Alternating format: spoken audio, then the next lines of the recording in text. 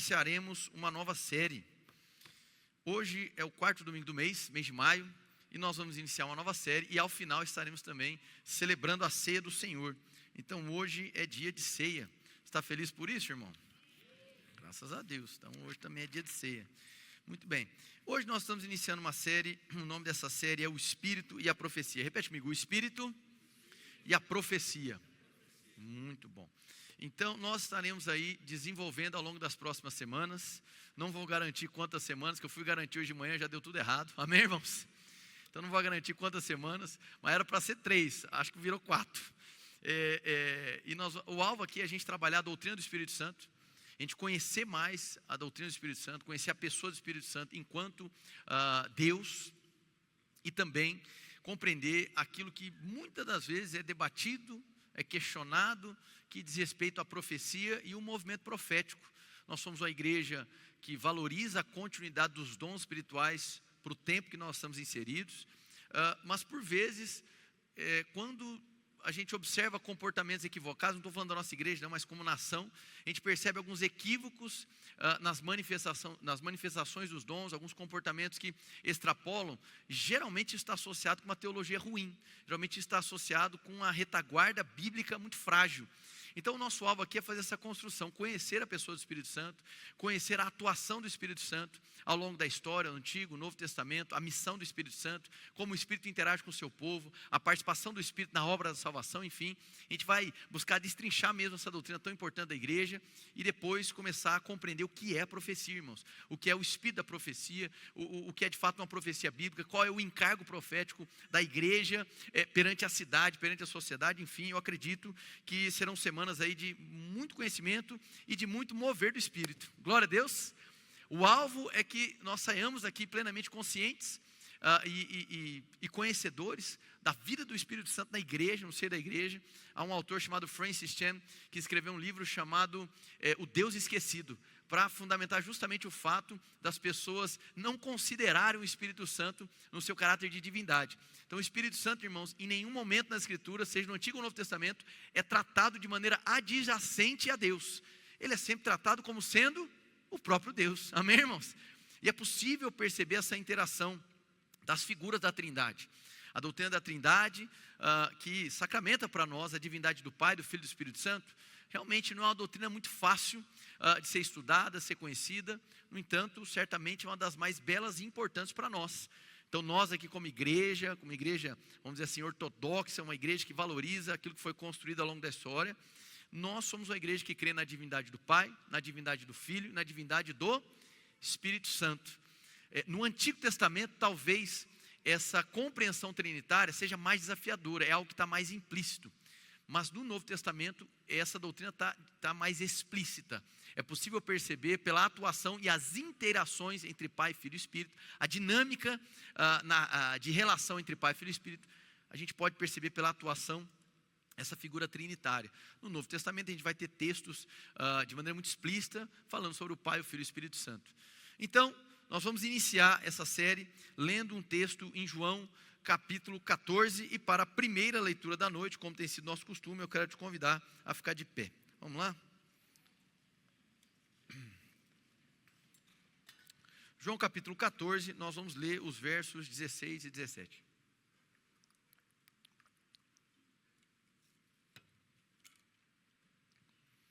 Vou colocar para a gente lá, por favor.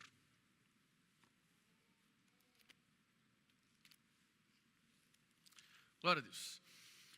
Não, vamos lá. João capítulo 14, versículo 16. Eu posso ler aqui também, né? Não tem problema. Pode deixar que eu leio aqui.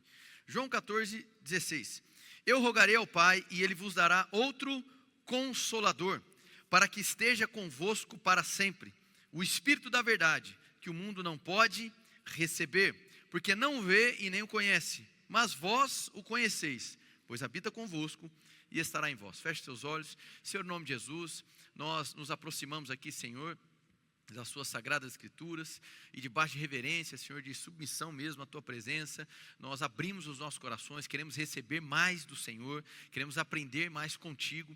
Então nós te pedimos, Pai, fala conosco por meio da tua palavra, que nós possamos provar e desfrutar da presença do teu Santo Espírito de maneira perceptível, tangível nessa noite. Aqui nós nos apresentamos famintos, Pai, sedentos por mais de ti, em nome de Jesus, amém. Pode sentar. Glória a Deus.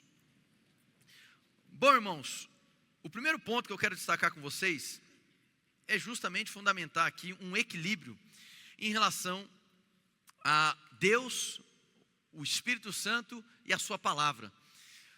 Por vezes, se tornou costumeiro as pessoas identificarem as igrejas, ou pelo menos analisarem as igrejas, e colocarem as igrejas em dois tipos de nichos, vamos dizer assim. Olha, essa igreja é uma igreja mais do poder, né? Essa igreja tem mais manifestações de poder, essa igreja dá espaço para o poder de Deus, enquanto que outros ou outras igrejas vão ser conhecidas pelo ensino da palavra. Não, essa igreja aqui não vai ter tanto poder assim, mas ela é focada no ensino. No entanto, irmãos, essa percepção, ela não é uma instrução das Escrituras. Para Deus não é opcional, não é uma escolha que nós realizamos. Olha, a nossa igreja então vai ser uma igreja mais do poder. Não, a nossa igreja agora vai ser uma igreja mais voltada para o ensino. Me parece estranho as Escrituras, esse tipo de pensamento. Porque Jesus Cristo deixa muito claro a importância tanto do ensino, da palavra revelada, da palavra ensinada, quanto também das manifestações de poder. Então, uma coisa não está desassociada da outra.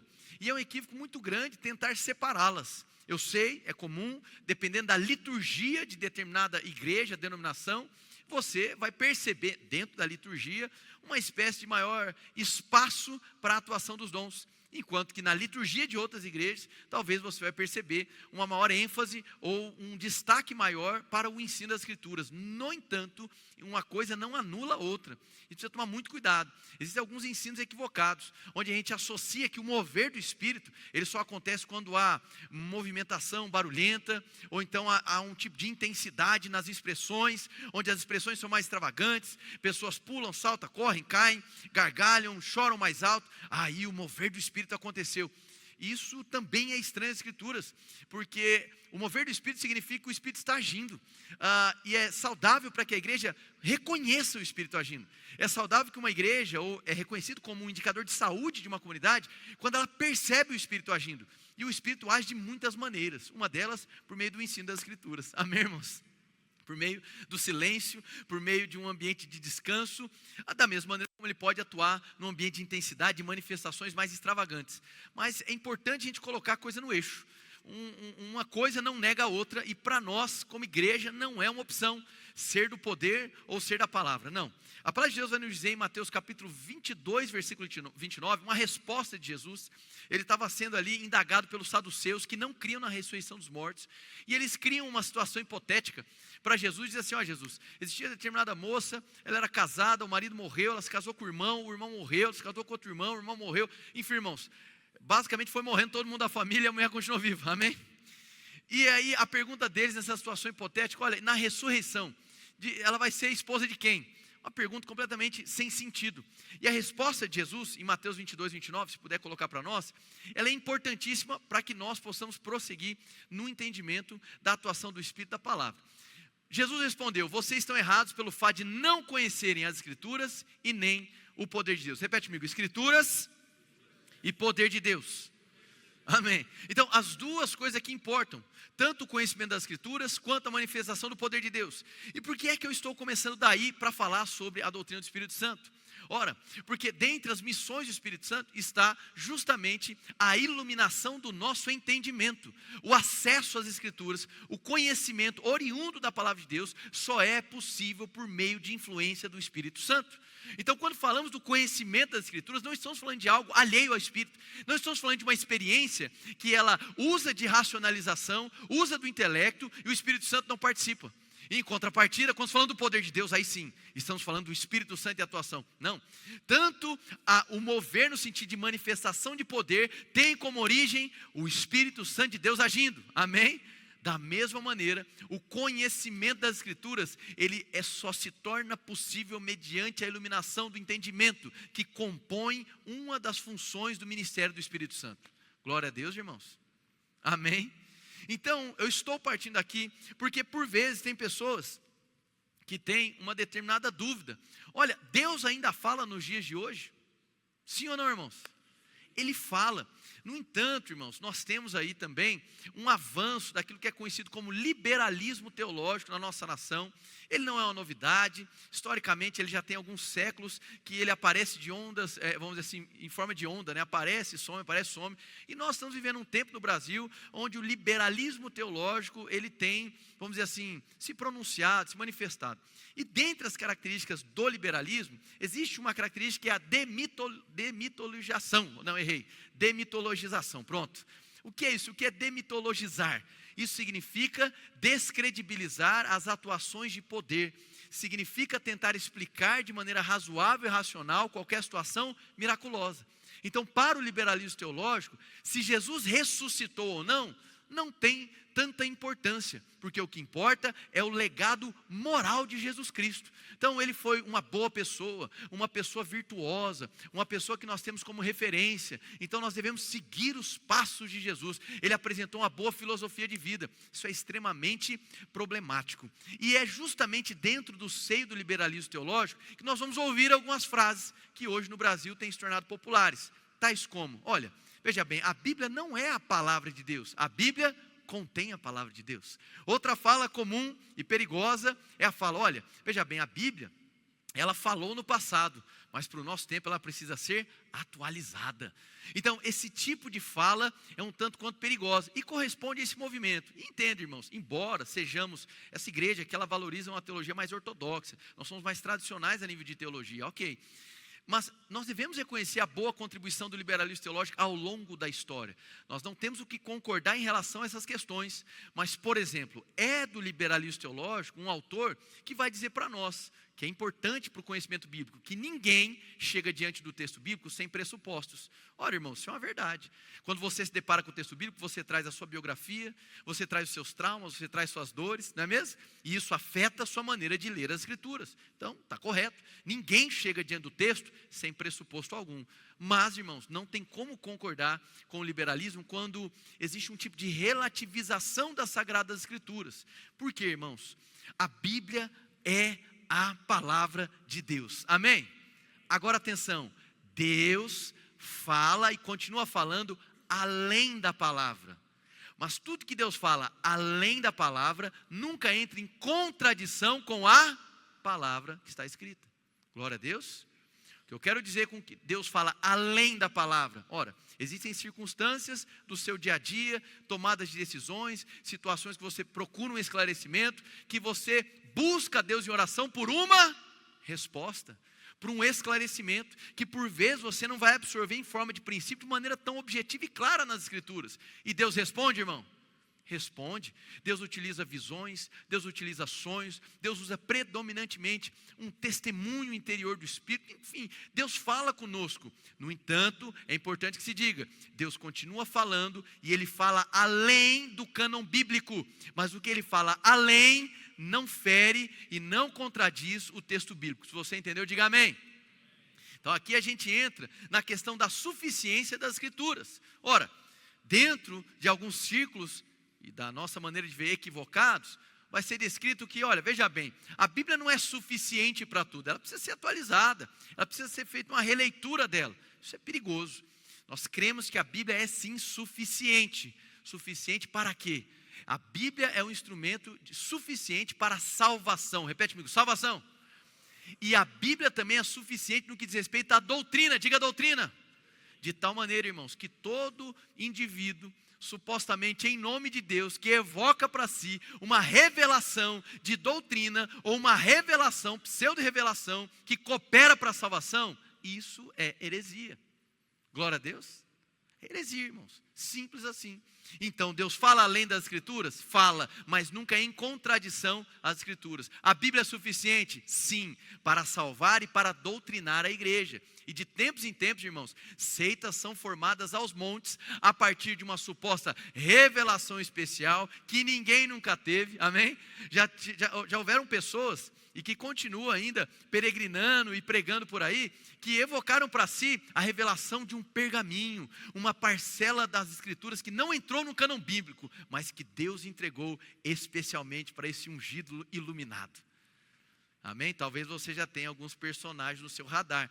Isso é extremamente perigoso, irmãos. A revelação das Sagradas Escrituras é um local de segurança para nós. Então Deus fala além, mas nunca em contradição. Por isso que uma igreja saudável, ela é regida pelo Espírito. Na série Sagrado e Sinfônico, nós falamos sobre características de uma igreja saudável. Uma dessas características, a igreja ela deve ser pneumodinâmica. O que é isso? É uma igreja que é gerada, uma igreja que é liderada, mantida, conduzida pelo Espírito Santo. Amém, irmãos? E qual é a obra do Espírito Santo? Nós vamos falar das diversas atuações do Espírito Santo, mas sobretudo o Espírito Santo nos aponta para Jesus. Ele testemunha de Jesus. Ele consegue trazer iluminação do nosso entendimento para que a gente veja Cristo. Amém? E Ele o faz isso por meio da palavra de Deus. Então a palavra de Deus é suficiente para nós, no que diz respeito à salvação e doutrina, irmão. Glória a Deus. Então tome cuidado, irmãos, com supostas profecias, revelações que vão além das Escrituras e que ferem as Escrituras, que tentam acrescentar algo, como se, olha, você precisa fazer isso para que então você seja salvo. Olha, eu recebi uma doutrina nova do Espírito. Irmãos, tome cuidado com essas questões. Isso não é saudável para nós. A palavra de Deus é suficiente para as nossas vidas. Se você entendeu, diga amém. Então esse Espírito Santo atua, e como nós acabamos de ler no texto, Jesus vai dizer o quê? Eu lhes enviarei um outro Consolador. Olha, se ele está dizendo que é um outro, quer dizer que quem estava consolando até aquele momento? Ele mesmo, irmão, amém? Então o Espírito Santo vem para dar continuidade a esse ministério divino. O Espírito Santo é Deus, irmãos, e isso é uma base fundamental da fé cristã ao longo da história da igreja. Jesus é Deus e o Espírito Santo também é Deus. É um só Deus, Pai, Filho e Espírito Santo. Cadê o seu amém? Muito bem. Então, partindo desse entendimento, agora a gente vai se aprofundar um pouco mais na atuação do Espírito Santo no Antigo Testamento. Por que, irmãos, que é tão importante isso? Porque olhando para o desenvolvimento do texto bíblico em relação à atuação do Espírito Santo, você vai começar a discernir de maneira mais acurada o ministério do Espírito Santo nos dias atuais. E para essa expressão Espírito Santo, nós vamos perceber que a palavra Espírito, a palavra comumente utilizada no hebraico é a expressão Ruach. E Ruach é uma expressão utilizada para falar sobre vento. Agora olha só que interessante. A utilização da expressão Ruach, ela tem centenas de citações nas Escrituras do Antigo Testamento. Quando ela não está junto para falar da atuação do Espírito, do Espírito Santo, do Espírito de Yahvé, do Espírito de Deus, o Espírito de Elohim, ela vai estar vinculada à expressão do vento ou do sopro. E o curioso é que sempre que você testemunha Ruach nas Escrituras, que não seja para se atribuir ao Espírito Santo, vai ser um tipo de vento que provoca mudança e transformação. Então nada mais adequado, ao meu ver, é essa associação direta desse vento do Espírito para falar de uma característica fundamental do Espírito Santo. O Espírito Santo, quando se faz presente, o Espírito Santo, quando repousa sobre a vida do indivíduo, o Espírito Santo, quando repousa sobre a vida da igreja, ele provoca movimento, ele provoca transformação. Glória a Deus, irmãos. Amém.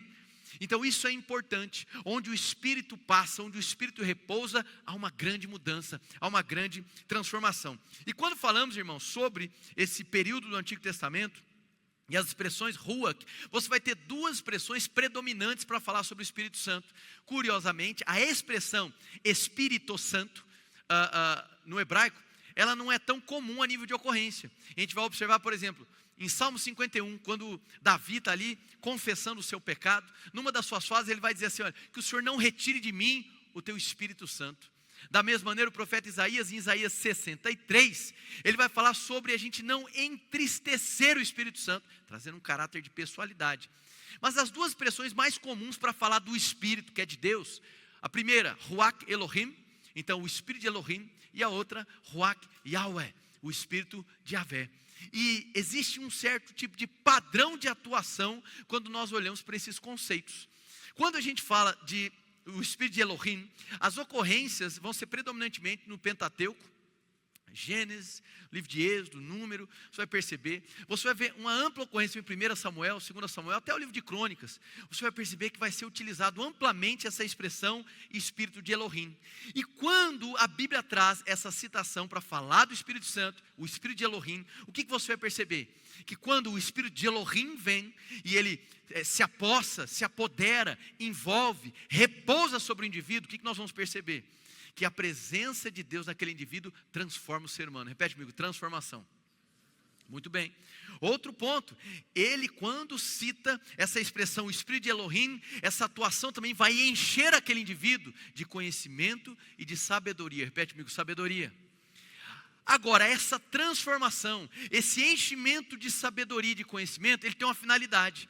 Quando existe o apontamento do Espírito de Elohim, qual vai ser a finalidade? Proclamação da sua palavra. Amém? Proclamação.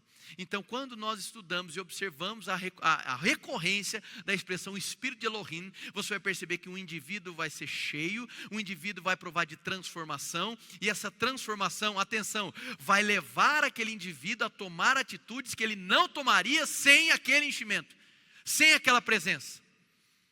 E quando ele toma essas atitudes mais ousadas, ele proclama a palavra, ele prega a palavra, ele anuncia a palavra. E aqui a gente já consegue amarrar uma outra conotação importante do ministério do Espírito Santo.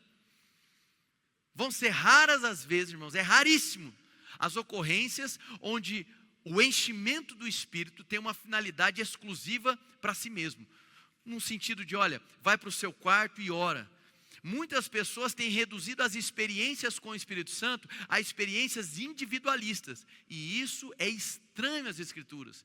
As manifestações do Espírito Santo, assim, irmãos, com uma ampla recorrência, acima de 95% dos textos bíblicos, vão apontar para nós uma atuação coletiva, comunitária, social. Se não numa congregação dos que creem, em toda a cidade, em toda a nação. Esse tipo de tentativa de particularizar o Espírito Santo e só se vê conhecendo e provando de maneira individualista, ela é estranha às Escrituras. Não estou dizendo que não ocorre, mas se isso é o comum, o frequente, temos um problema. Porque o Espírito Santo, já diria Paulo em 2 Coríntios 13, a virtude do Espírito Santo é o quê? A comunhão, o amor do Pai, a graça do Filho e a comunhão do Espírito Santo. É uma das ênfases, não é para a mensagem de hoje, para domingo que vem, mas uma das ênfases da teologia paulina é a koinonia do Espírito. É o compartilhamento de vida impulsionado pelo Espírito Santo.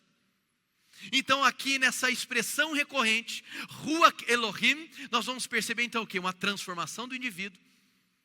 Um indivíduo que agora assume uma postura que não teria sem a presença de Deus, e isso o impulsiona a pregar.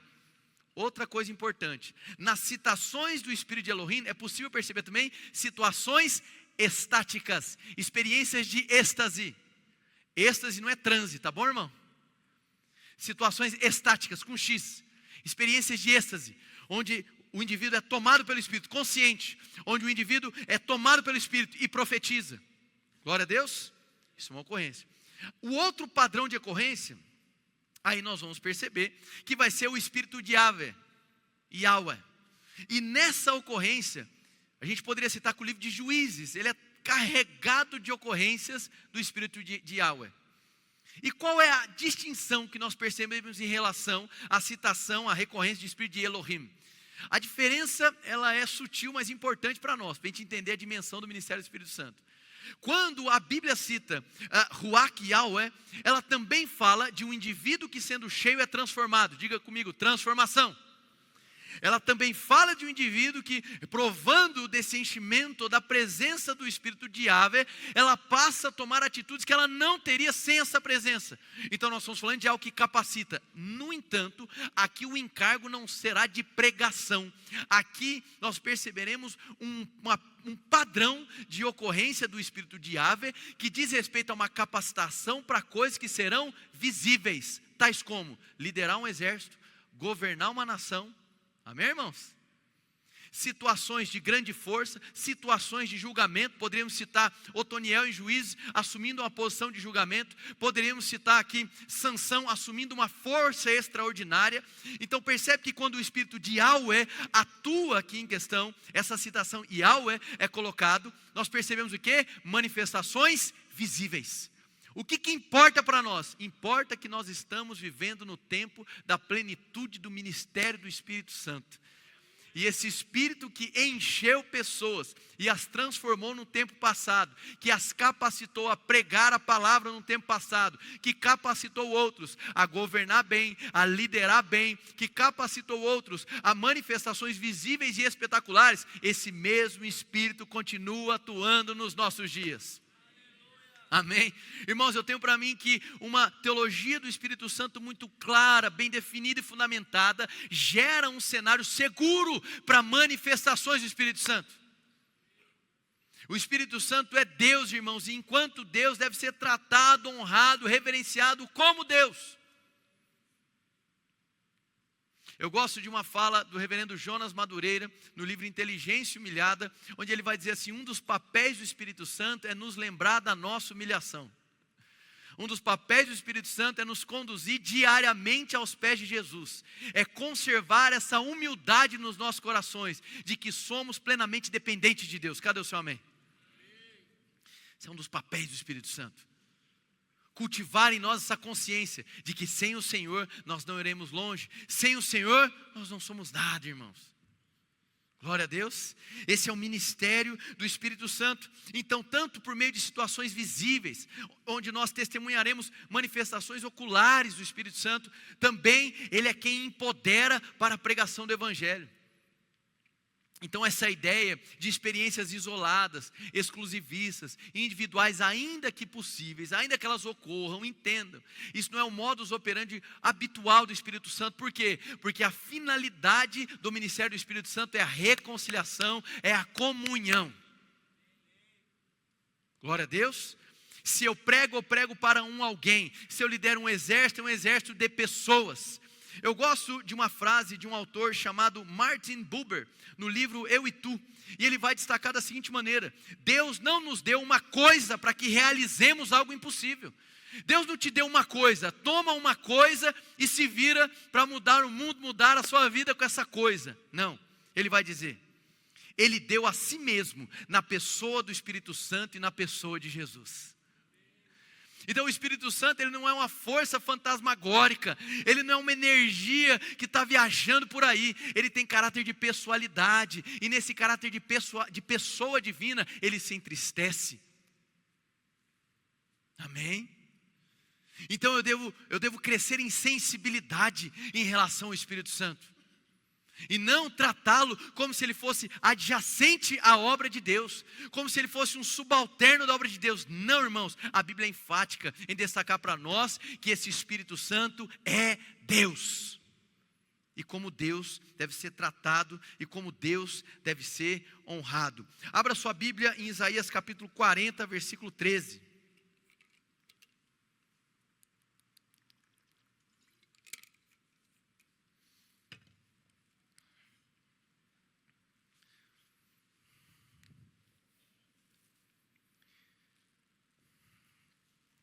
Isaías 40, 13.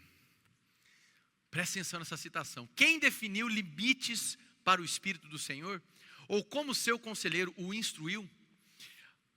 Extraindo aqui esse texto de Isaías, basicamente ele está destacando para nós a força do Espírito e o fato de que o Espírito Santo não pode ser domesticado. E aqui eu quero tratar algo muito importante. Que muitas vezes nós tratamos o Espírito Santo como se ele estivesse na espera da nossa demanda. A gente pensa que há um tipo de negociação indireta com o Espírito Santo.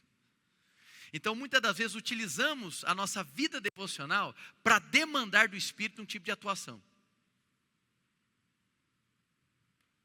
Então, porque queremos mais o Espírito, então a gente intensifica a nossa vida devocional para demandar dele.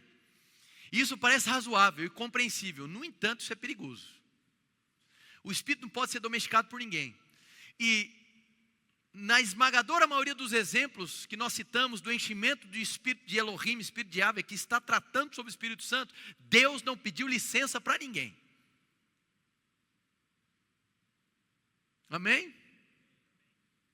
Então nós cultivamos às vezes esse pensamento. Aí você pode dizer, mas peraí, Henrique, então a vida devocional não importa? Ela importa demais. Desde que você entenda que a sua vida devocional não é para demandar a ação do Espírito Santo. Tem gente que pensa que porque... Irmão, deixa eu dizer uma coisa para te libertar de uma vez por todas. Deus não é obrigado a lhe responder nada.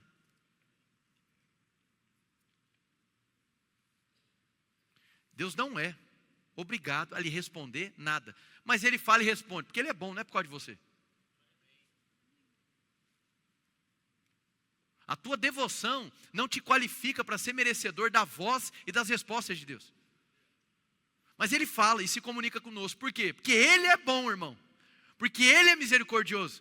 Não porque nós merecemos. O quanto antes você estiver consciente disso, melhor. Para você se livrar de você mesmo.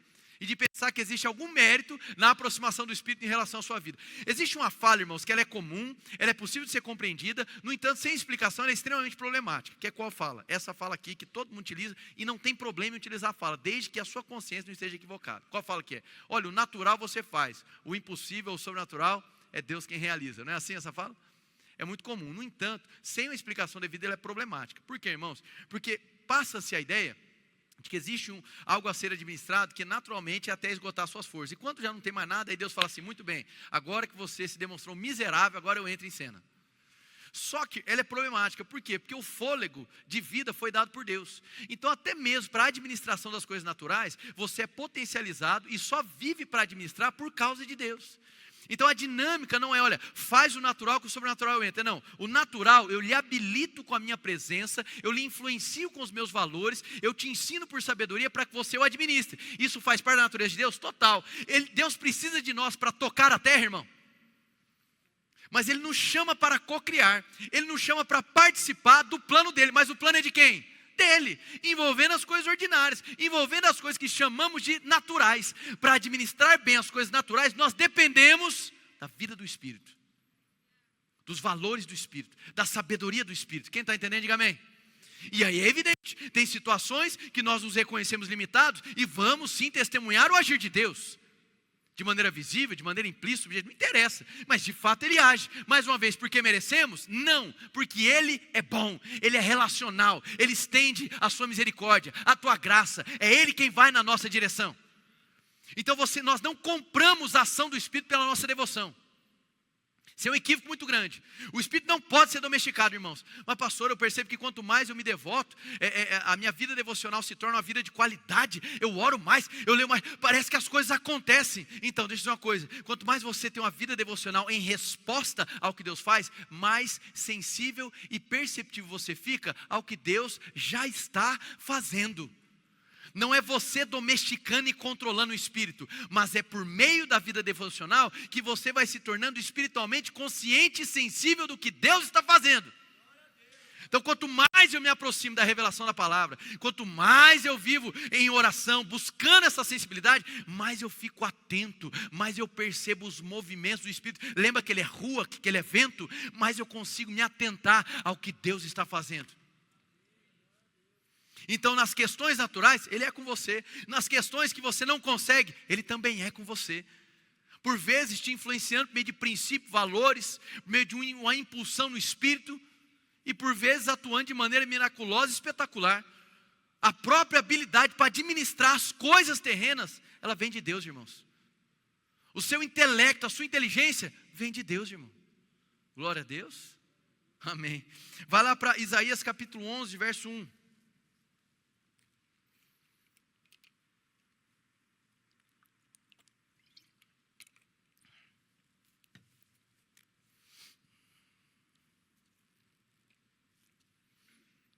Isaías capítulo 11, verso 1. Um ramo surgirá do tronco de Jessé e um renovo brotará das suas raízes. Profecia messiânica. O Espírito do Senhor repousará sobre ele. O Espírito de sabedoria e de entendimento. O Espírito de conselho e de poder. O Espírito de conhecimento e de temor do Senhor. Deixa eu tocar em outro ponto extremamente importante sobre a atuação do Espírito Santo. É muito comum, irmãos, uma associação onde existe ambiente de manifestação de poder, em um sentido que a operação do Espírito é algo que não necessita ou não valoriza a nossa racionalidade. Muito comum isso, irmãos. Pessoas apontarem assim, bom, se há muito ensino, existe muito intelecto, mas falta poder, porque quando tem poder não precisa do ensino. Irmãos, isso é uma coisa, a atuação do Espírito Santo não é para anular a sua intelectualidade. A atuação do Espírito Santo, por vezes, evidentemente, vai muito além do que nós conseguimos assimilar. Mas não quer dizer que a tua racionalização não faça parte do processo. Amém, irmãos? Já descrevi aqui. Esse potencial para conhecer as Escrituras, para abraçar a revelação, para discernir, vem do Espírito. Então, no mover genuíno do Espírito, a sua racionalidade ela não é convidada para fora. Mas existe uma sinalização, que a tua racionalização não vai conseguir compreender tudo. Amém, irmãos? Então tem que parar com esse tipo de pensamento extremado, de pensar que quando o poder se manifesta, é quase que um culto à irracionalidade. Não é, irmãos. Ela é convidada para participar. No entanto, ela é limitada, porque ela se move pela razão. Mas ela participa. Senão seria estranho e contraditório um Espírito que dá conhecimento e sabedoria. Glória a Deus, irmãos. Não precisa abrir lá, mas nós temos uma ocorrência bem interessante em 1 Samuel, no capítulo 10. Nós vamos perceber uma atuação do Espírito bem interessante. 1 Samuel 10, 6. Coloca para a gente, vamos lá. Ela é importante a gente pontuar, porque vai convergir aquelas características do Espírito de Yahweh e o Espírito de Elohim, né, que são atribuições do Espírito Santo. 1 Samuel capítulo 10, no verso 6, vai contar ali a história de Saul, né? Um momento onde ele é cheio do Espírito Santo. 1 Samuel capítulo 10, foi a segunda. 1 Samuel capítulo 10, verso 6. Bom, eu vou abrindo aqui, sem problema nenhum. Chegou lá. Bom para você tomar um fôlego aí, né, irmão? 1 Samuel 10, 6, eu li aqui.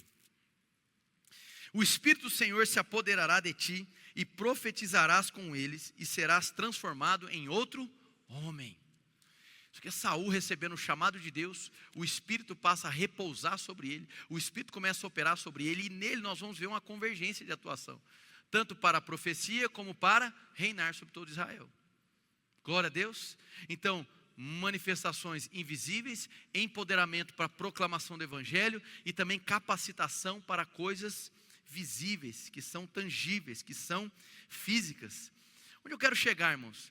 Eu quero chegar ao ponto de que se nós não valorizamos a presença do Espírito Santo da maneira devida, nós simplesmente estamos desprezando e ignorando a própria atuação divina. Estamos falando de Deus.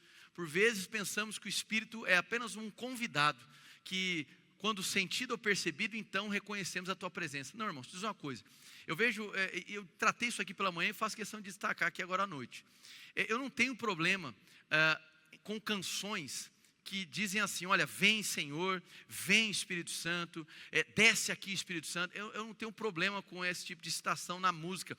Faz parte até porque tem muitas questões da palavra de Deus que elas correspondem a um presente contínuo. Derramou e está sendo derramado, veio e está vindo. Amém, irmãos? Então está tudo bem. No entanto, é só importante sinalizar para a comunidade que você não pode criar o pensamento de que é cantando bem forte, uma música que clama para ele aparecer, que ele vai vir. Não é rezando forte que ele aparece. Você deve vir para a igreja na certeza do quê? De que ele está aqui. Aí você canta por quê? Porque justamente ele já está aqui. Amém? Então não é pelo que você faz que ele vem. Mas existe uma convergência do nosso desejo com a vontade de Deus de manifestá-lo. Mas lembra, ele não é domesticado. Então não é uma sequência de músicas mais intensas e que deixam muito claro que nós estamos falando, vem Espírito Santo, vem Espírito Santo. Aí ele vem. Não, você vem para a igreja na certeza, ele está aqui. E por que nós cantamos? Pela gratidão de saber que mesmo sem merecer, ele já se faz presente. Agora, aprove a Deus trazer manifestações que são possíveis de serem sentidas. Isso é possível? Sim. É possível perceber o Espírito Santo? É possível perceber a presença de maneira tangível no campo dos sentidos? É possível, irmãos. É maravilhoso? É maravilhoso. Eu posso desejar para essa experiência? Posso desejar para essa experiência. Qual o cuidado que nós devemos ter? O cuidado que nós devemos ter é de não transformar a experiência extravagante mais importante do que o próprio Espírito. Então aqui a gente tem dois extremos. Um extremo é da intimidação plena, onde você percebe, e eu creio, em uma teologia experiencial, ou seja, a revelação ela mexe contigo. Ela mexe com as emoções, ela mexe com o seu físico, você começa a responder, você se movimenta, você chora, você se alegra, você se expressa. Essa expressão em resposta ao Espírito Santo, ela é bíblica, ela é saudável. Então se intimidar e ficar se restringindo, não é bom, isso é um extremo, mas tem um outro extremo. Que é entrar em uma experiência onde a tua extravagância nas manifestações chamam mais atenção do que o próprio Espírito Santo. Deixa eu lhe dizer uma coisa, irmãos. O Espírito Santo, quando se manifesta, é muito comum ele provocar comoção em nós. Sim ou não, irmãos? No entanto, a missão do Espírito não é te comover. A comoção acompanha a experiência, mas não é o alvo. O alvo do Espírito é a transformação. Glória a Deus. E é justamente sobre essa transformação que nós vamos trabalhar agora. Então eu gostaria de convidar para abrir a sua Bíblia em João capítulo 3. João capítulo 3, a gente vai trabalhar aqui a partir do versículo 1. É um texto muito conhecido. Se você não conhece na Escritura, certamente você já assistiu e se emocionou ao assistir. Amém? Olha, 100% das pessoas que já assistiram a primeira temporada de The Chosen vai citar essa cena. É ou não é, irmãos? É duas, irmãos, que todo mundo se derrama. Essa e de Jesus com a samaritana, é ou não é? Não tem jeito, não, irmão. Adulto chora. Então vamos lá. Vamos entender agora essa obra do Espírito Santo nas nossas vidas. João capítulo 3, versículo 1. Havia um fariseu chamado Nicodemos. Então vamos lá. Nicodemos era O que um fariseu é? Conhecedor da lei e dos profetas. Isso aqui é muito importante para a gente entender o desdobramento. Por quê? Jesus está falando com alguém que é profundo conhecedor da lei e dos profetas. Nicodemos era uma autoridade entre os judeus. Então, ele era uma referência para a interpretação da própria Torá, da interpretação e assimilação das profecias do Antigo Testamento. E Nicodemos vai apresentar para nós que o coração dele tinha o quê? Uma expectativa messiânica. E ele estava vendo em Jesus Cristo essa figura do Messias. Ele estava começando a ser constrangido, atraído pelas características de Jesus enquanto Messias. Então nós não podemos perder de vista, porque a resposta de Jesus, ela vai ter um sentido para Nicodemos que talvez para nós no primeiro momento a gente não consiga perceber, mas para Nicodemos faz total sentido, porque ele era um fariseu. Amém? Muito bem. Autoridade entre os judeus. Ele veio a Jesus à noite e disse: Rabi, sabemos que ensinas da parte de Deus, pois ninguém pode realizar os sinais milagrosos que faz se Deus não estiver com ele. Então vamos lá, na cabeça de um fariseu rendido, o que ele está dizendo? Olha, tudo aquilo que eu sei sobre a lei e os profetas, eu estou conseguindo testemunhar com os meus olhos em você, Jesus. Então Jesus, você está bagunçando com a minha cabeça, porque toda a minha expectativa agora, ela está convergindo em você, Jesus. Jesus, me explica esse negócio direito, porque tudo que eu via de atributo de divindade na figura do Messias, eu estou conseguindo ver, eu fico imaginando, irmãos, a cabeça de Nicodemos explodindo. Aí ele vai seguir. Não, volta. Ele vai seguir, eu tenho que seguir aqui. Aleluia. Ah, não, eu já tinha lido. Pode passar. Olha, você está vendo? Misericórdia, atrapalhando. Eu atrapalhando. Em resposta, Jesus declarou: em verdade lhe digo que ninguém pode ver o reino de Deus se não nascer de novo. Repete comigo: nascer de novo. Mais uma vez, nascer de novo. Perfeito. Então Jesus agora ele vai trazer uma expressão: novo nascimento, nascer de novo. E aí o enredo começa a ficar mais interessante. Versículo 4. Nicodemos perguntou: como alguém pode nascer quando já é velho? É claro que não pode entrar pela segunda vez no ventre da mãe e renascer. Está claro, irmãos? Ele está sendo sensato? Está claro, está óbvio. Próximo. Jesus respondeu: em verdade lhe digo que ninguém pode entrar no reino de Deus se não nascer da água e do... Então Jesus agora traz uma fala importante. Ele vai dizer que não é possível, não tem como ninguém nascer da água, que é necessário nascer da água e do Espírito. E aí gera toda uma dúvida. Ao longo dos anos, nós vamos ver aí várias possibilidades de interpretação para esse texto. E eu quero trazer aqui as mais comuns e vou trazer aqui a que eu vou defender, que eu acredito que tem conexão com o Antigo Testamento. E por isso, Jesus está abordando especificamente para alguém que é fariseu. Lembra? Conhecedor da lei dos profetas. Quais são as interpretações mais comuns? Primeiro, uma interpretação que hoje em dia ela é bem frágil, é de dizer que água e espírito diz respeito ao quê? Bom, água é o nascimento natural. Essa água diz respeito ao líquido amniótico. Então a criança quando nasce, existe um líquido, né? Então esse nascimento da água é desse nascimento. E do espírito, aí sim é o nascer de novo. Só que tem um problema. Não é encontrado em nenhum texto do Oriente Médio Antigo algum tipo de associação com o nascimento natural com o nascer pela água. Então é um argumento muito frágil, teologicamente falando, em desuso.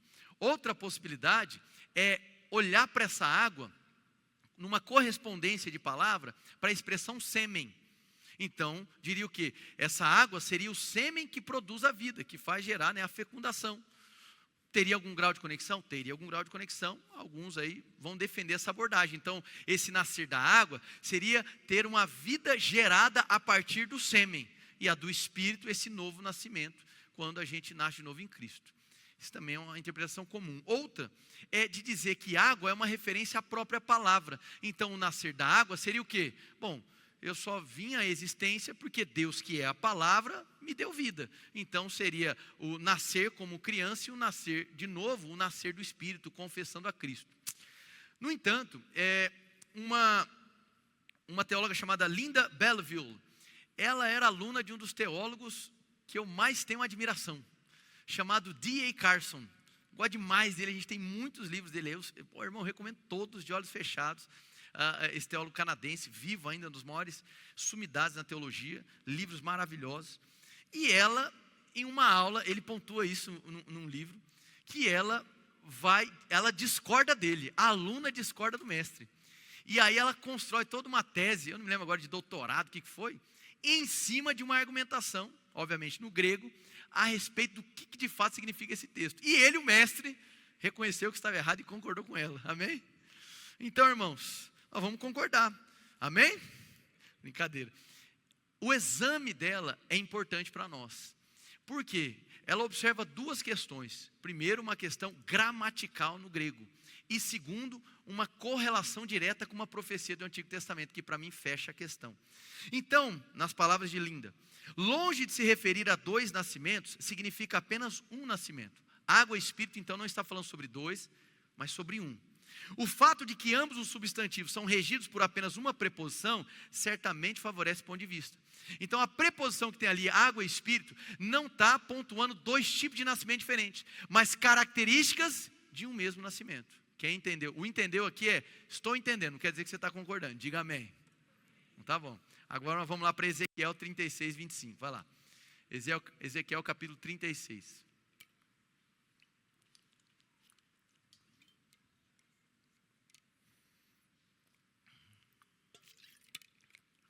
Ezequiel capítulo 36, versículo 25.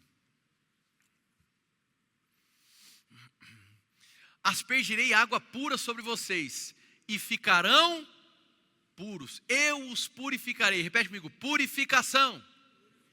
Muito bem. De todas as suas impurezas e de todos os seus ídolos. 26. E lhes darei um coração novo e porei um espírito novo. Está falando da mesma obra do Espírito Santo. Mas nessa mesma obra do Espírito Santo, ele vai purificar e vai nos dar um novo espírito. Glória a Deus. Então são duas situações de uma mesma obra. E quem é que realiza essa obra? O Espírito Santo. Quando o Espírito Santo não é reconhecido, quando o Espírito Santo não é reverenciado, quando o Espírito Santo é apagado, quando o Espírito Santo é ignorado, nós estamos nos esquivando da transformação mais genuína na vida do indivíduo, que é a obra do Espírito Santo no coração, nos purificando de todas as obras ruins que realizamos no passado e nos entregando um novo coração, nos enchendo com um Espírito novo. Essa é a obra do Espírito Santo. E não há ninguém, irmãos, que consiga se qualificar para dizer: Espírito Santo, agora eu estou qualificado o suficiente para você vir morar em mim. Não, porque é Ele quem lhe purifica e é Ele quem lhe concede esse novo Espírito. Cadê o seu amém? Cabe a nós o quê? Aceitar, irmãos, se render, abaixar as nossas guardas e dizer: Espírito Santo, faça morada em mim. Essa é a obra do ministério do Espírito Santo, irmãos. Agora, no Novo Testamento, nós vamos perceber que é exigido, tanto de Paulo, quanto Tiago, João, Pedro, vamos perceber que existe uma expectativa de uma vida que seja correspondente à obra que o Espírito fez em nós. Glória a Deus. Por quê? Porque é estranho as Escrituras, uma ideia de enchimento, presença do Espírito repousando, sem transformação de vida. Amém? Isso não é opcional nas Escrituras. Não existe eu recebi o Espírito Santo. E a sua vida? Não, continua mesmo, eu apenas recebi o Espírito Santo. Isso não é uma possibilidade segundo as Escrituras. Aquele que prova do Espírito, aquele que recebe do repousar do Espírito, irmãos, não tem como. Esse indivíduo será plenamente transformado. Aquele complexo de culpa, ele é detonado. Amém? As acusações da velha vida, elas ficam para trás, porque ele passa pela purificação. Aquela impotência de buscar a Deus, ela é deixada de lado, porque agora você recebe um novo coração. E presta atenção que o texto vai dizer aqui ainda: tirarei de vocês o coração de pedra e em troca darei um coração de... Aí tem muita gente que buga a cabeça com a expressão carne. Porque geralmente carne está associado com coisa boa ou coisa ruim nas Escrituras? Boa ou ruim, irmãos? Isso é um problema. É a gente abordar o texto bíblico pensando que sempre que a Bíblia fala sobre carne, ela está falando no sentido negativo. Então a gente precisa entender carne de duas maneiras aqui, ou pelo menos duas dimensões. Primeiro, da carne enquanto fraqueza moral. Repete comigo: fraqueza moral. É realmente, como diz Gálatas capítulo 5, e uma infinidade de textos que Paulo escreve. A carne milita contra as coisas do Espírito. Então elas estão em posições antagônicas. O que a carne quer, dentro dessa fraqueza moral, é contrário ao que o Espírito quer. E todos nós aqui ainda vivenciamos esse tipo de luta, esse tipo de tensão. Concorda comigo ou não? Então existe essa dimensão da nossa carne, que ela é negativa, ela é contrária à obra do Espírito. Amém? Mas existe uma outra dimensão. Para que a gente possa entender essa outra dimensão de carne, a gente precisa entender o que carne significa no hebraico. Então nós vamos ter uma expressão aqui que é importante para nós. Qual a expressão é essa? É a expressão basar. Basar, irmão, amém? Expressão basar, que é a palavra utilizada para carne. Só que essa palavra que é utilizada para carne no Antigo Testamento, em hebraico, quando vinculada à expressão do ruach, que é o vento de Deus, aí ela não aponta uma fraqueza moral, ela aponta uma fraqueza existencial. Então o que é esse coração de basar? O que é esse coração de carne? É um coração, carne, que reconhece essa fraqueza existencial e que depende de um sopro, fôlego, para que possa ter vida. Amém, irmãos? Então agora nós vamos para Joel capítulo 2, para ver que o Espírito seria derramado sobre toda basar, sobre toda a carne. Joel capítulo 2, verso 28.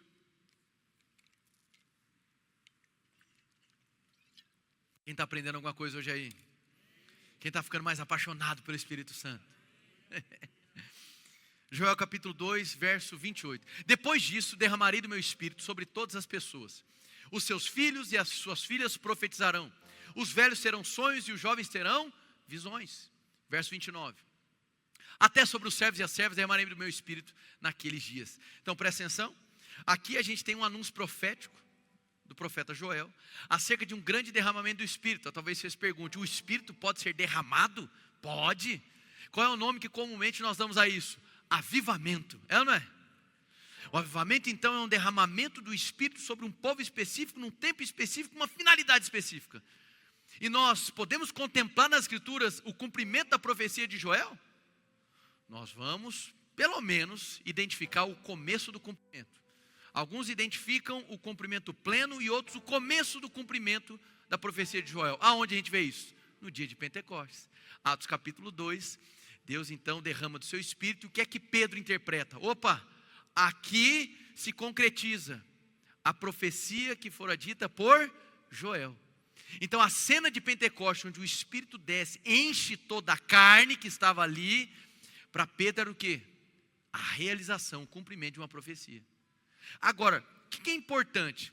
Primeiro, eu já quero destacar, volta para o verso 28, que ele vai dizer, justamente, derramarei do meu Espírito sobre todas as pessoas. Em algumas versões, aqui está na NVI, sobre toda a carne.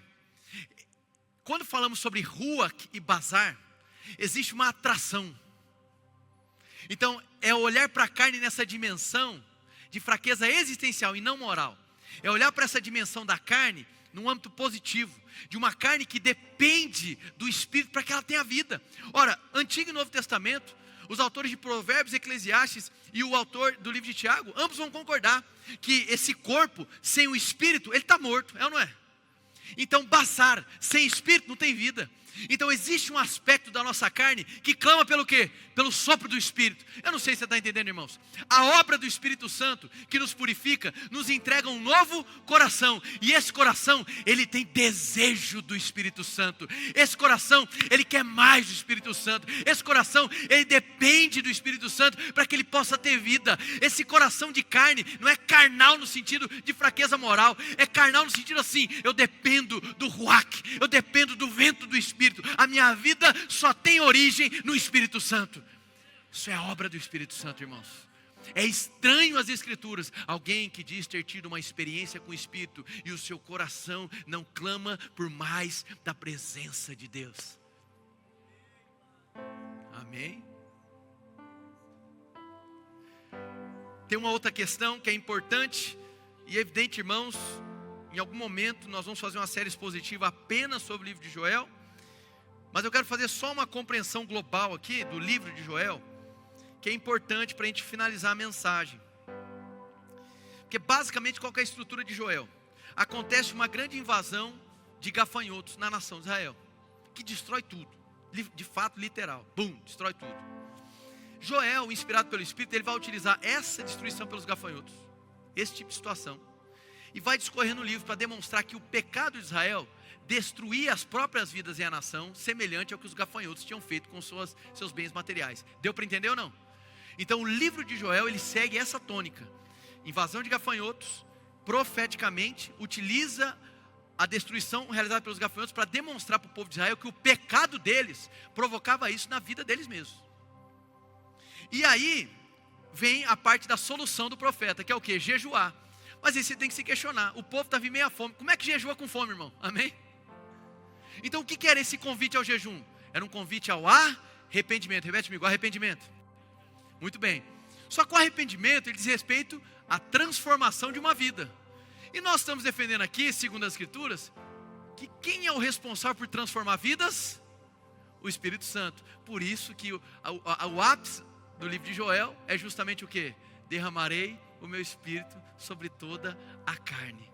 Então o profeta traz a ilustração do gafanhoto, traz o quão prejudicial o pecado é, demonstra que o caminho é o arrependimento, só que o arrependimento só é possível por meio do Espírito Santo, e ele transmite para o povo uma expectativa e um desejo.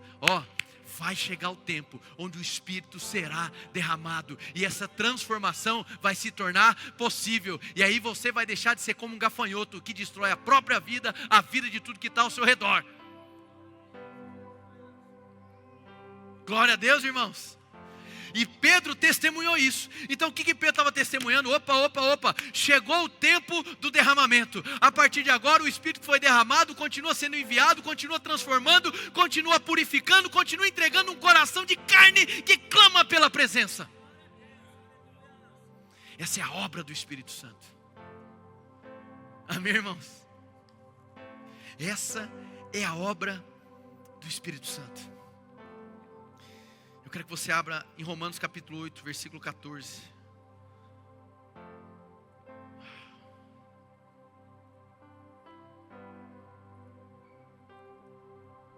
A gente vai fechar a mensagem de hoje. Eu comecei a pregar essa mensagem pela manhã, e depois de 15 minutos pregando a mensagem, eu percebi que essa mensagem teve que virar 2, amém? Tudo que foi falado aqui corresponde a 40% do estudo sobre a teologia do Espírito Santo. Então domingo que vem a gente continua, amém, irmãos? Ah, mas é feriado, o problema é seu. Tem feriado demais, amém? Você descansa no feriado. Domingo é dia do quê? Da igreja, irmão. Ah, mas não quero. Vem sem querer. Amém? Não é opcional, irmão. Tem que entender isso. Tem que ser orgânico. Igual sentar para comer, tomar banho. Amém? A gente precisa disso. Porque o Espírito é testemunhado na comunhão, irmãos.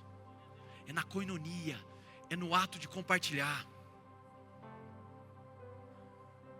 Você pode até ter um feriado sem o Espírito Santo. Mas no domingo nós chegaremos aqui na certeza de que Ele se faz presente. Amém. Romanos 8,14. Porque todos que são conduzidos pelo Espírito de Deus, estes são filhos de Deus. 15. Pois vocês não receberam um espírito de escravidão para novamente temerem, mas receberam um espírito que nos torna filhos por adoção, por meio do qual clamamos, Abba Pai. Versículo 16. O próprio Espírito testemunha ao nosso espírito que nós somos filhos de Deus. Uau, aqui tem muita coisa e nós vamos fechar com essa muita coisa. Aleluia. Fazer só 2 observações em relação a palavras aqui. Primeiro, a expressão Abba, que a gente tem mania de achar que Abba é paizinho. Não, Abba é só pai. Amém, irmãos? Você não precisa inventar um diminutivo. Abba é pai e está de bom tamanho. Abba é pai. Outro ponto, Romanos 8,14, ele vai dizer, porque todos são guiados pelo Espírito de Deus, estes são filhos de Deus. E ali é uma expressão no grego, que é a expressão huios. Enquanto no verso 16, que vai utilizar da testificação, o testemunho interior do Espírito Santo, a expressão é teknon. E por vezes, isso aqui é utilizado como se estivesse falando sobre 2 fases distintas da vida. Isso é um equívoco, irmãos. Talvez eu tenha cometido esse equívoco já ao longo dos anos. Mas isso, olhando para a linguagem grega, é um equívoco. Por quê? Porque são palavras intercambiáveis, huios e teknon. Ele está falando sobre filhos. Então ele não está dizendo que, olha, o filho vamos dizer assim, nascido de novo, imaturo, que não sabe nada, ele só recebe a testificação. Mas o filho amadurecido, esse é dirigido pelo Espírito. Então nós vamos perceber inúmeros casos nas Escrituras de pessoas que foram cheias do Espírito e passaram a ser orientados e guiados pelo Espírito Santo. Amém, irmãos? Então é possível que uma pessoa nova na fé seja orientada pelo Espírito Santo? Muito, aleluia, amém? Demais. Então não fique pensando você que pelos anos acumulados de igreja, você é mais perceptível à voz do Espírito que quem começou agora. Porque às vezes quem começou agora está mais susceptível à influência do Espírito do que você que está todo no automático, achando que sabe como o Espírito se move. O Espírito não pode ser domesticado. Amém? O que ele está testemunhando aqui? O alvo do texto não é falar de você, é falar da obra do Espírito Santo. Ele testemunha no nosso espírito e ele nos guia. Diga assim, testemunho e direção. Glória a Deus. O que significa, irmãos? Que o Espírito atua no novo nascimento, na obra que nós já detalhamos, e ele continua atuando, nos capacitando a viver nessa vida de maneira sábia. Amém? Ele intencionalmente, não é por merecimento, intencionalmente, ele atua buscando nos orientar. Quebramos a cara, na maioria das vezes, porque não damos ouvido ao que o Espírito está falando. Tentamos negociar com o Espírito devoção em troca de demanda. Não apagueis o Espírito Santo. Amém, irmãos? Percebe que há um testemunho. Esse Espírito ele está em plena comunicação. Ele está testemunhando, irmãos. Então nós devemos nos questionar. Se estamos alimentando rancor, mágoa, cultivando ofensa contra alguém, nós devemos nos perguntar, que Espírito que está testemunhando no nosso interior? Será que é de fato o Espírito Santo? Porque uma das missões do Espírito Santo, nós vamos falar domingo que vem, tem a ver com testemunhar acerca de Cristo. Tem a ver com nos impulsionar a ser como Cristo. Uma igreja cheia do Espírito Santo é uma igreja que revela Cristo. Com barulho ou sem barulho, amém? É bom o barulho, é bom o silêncio, mas melhor ainda é Cristo sendo exaltado. Amém? Então seja com barulho ou não, o agir do Espírito Santo, ele aponta para Jesus. Então que espírito é esse que está testemunhando e te deixando confortável a levar a vida carregado de mágoa, ofensa? Você deve se questionar, não apenas o sentimento que você está cultivando, mas a qual espírito você está servindo? Qual espírito que está em diálogo com o teu coração? Porque ora, esse espírito, olha a obra que nós falamos, purificação, transformação, novo coração, um novo espírito. Esse espírito atua por meio de uma transformação genuína de vida. Ele vai moldando e modelando a maneira como nós pensamos. Ele toca os nossos comportamentos, ele toca os nossos pensamentos. Ele é capaz de tocar as nossas volições, aquilo que nós desejamos, irmãos. De tal maneira que nós vamos entregando nos pés de Deus os nossos desejos que são maus, e aprendemos a confiar na vontade que Ele tem para nós. Quem é que nos guia nesse processo? Exclusivamente o Espírito Santo.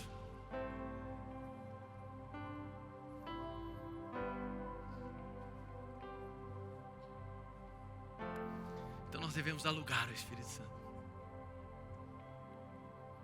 Ele é possível de ser percebido. E vou ser muito sincero, eu não sei se você está percebendo, mas hoje é uma noite onde está sendo possível tangibilizar a presença do Espírito. Hoje pela manhã era possível perceber como algo suave e tranquilo, nos envolvendo, repousando sobre nós. Como se o jugo estivesse sendo aliviado. Na noite agora eu percebo uma atuação abundante do Espírito, mas num tom diferente, de intensidade e de confronto. Eu creio que o vento do Espírito está passando e chacoalhando estruturas. Ele está sendo soprado e está movimentando algumas coisas no nosso interior. Amém, irmãos? Então é parte da obra do Espírito nos regenerar. Também é parte do Espírito iluminar o nosso entendimento, transformar completamente as nossas vidas. Glória a Deus. Quem foi abençoado pela palavra, dá um glória a Deus bem forte aí do seu lugar.